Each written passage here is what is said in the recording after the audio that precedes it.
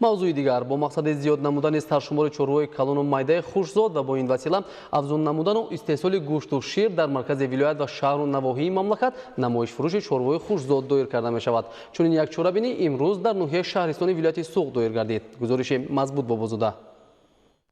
Шаҳризон минтақаи наздикоҳӣ буда, обу ҳавояш ба парваришу афзунсозии чорвои калону хурди шохдор ва аспу шутур хеле созгор аст. Аз ин лиҳоз бо дастгирии молияву кӯмаки мақомоти иҷроии ҳокимияти давлатии ноҳия дар хоҷагиҳои давлатии ниҳолпарварию тухмипарварӣ, муассисаи давлатии хоҷагии ҷангал, хоҷагиҳои калону хурди деҳқонӣ, кооперативҳои истеҳсолии тиҷорати ноҳия ва хоҷагиҳои аҳолӣ ҷиҳати беҳтар намудани зоти чорво ва истеҳсоли фаровони гӯшту шир ҳамасола саршумори чорво зиёд гардонда, дар ноҳия ва ҷамоатҳои деҳоти он соли 2 маротиба ярмарка намоиши чорвои хушзод доир карда мешавад. Чорводорони ҳамаи шаклҳои хоҷагидории ноҳия дастури ҳидоятҳои ояндасози асосгузори сулҳу ваҳдати миллӣ пешвои миллат президенти ҷумҳурии Тоҷикистон муҳтарам Эмомалӣ Раҳмон ва барномаи давлатии рушди соҳаи чорводорӣ дар ҷумҳурии Тоҷикистонро сарчашмаи фаъолияти хеш қарор дода, давра ба давра зоти чорворо беҳтар гардонда истоданд. Бо ибтикори мақомоти иҷроии ҳокимияти давлатии ноҳияи шаҳристон имрӯз дар бозори марказии фурӯши чорво ярмарка намоиши навбатии чорвои хушзод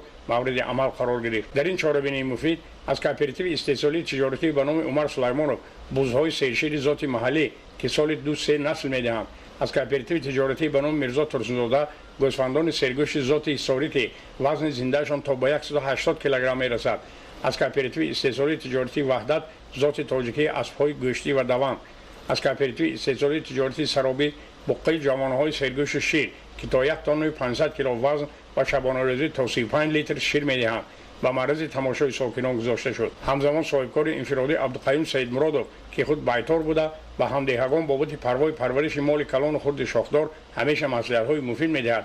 дар ҳавлияш 10 сар зоти симменталии сиёҳ-алои қазоқиро тибқи талаботи қавоиди зоотехникӣ парвои парвариш менамояд. имрӯз байтори соҳибкор ҷиҳати иштирок дар ярмарка намоиши чорвои хушзоти ноҳия як сар моли калони сиёҳ-алои зоти симменталиро пешниҳод намудааст ки минбаъд то 1000 килограмм вазн мегирад.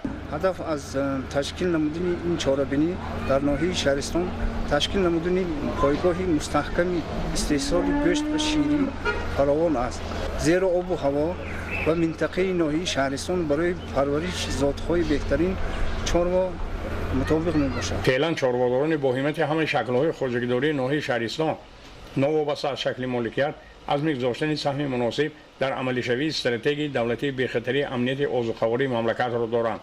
Мазбут Бобозода аз ноҳияи шаҳристон барои барномаи ахбор.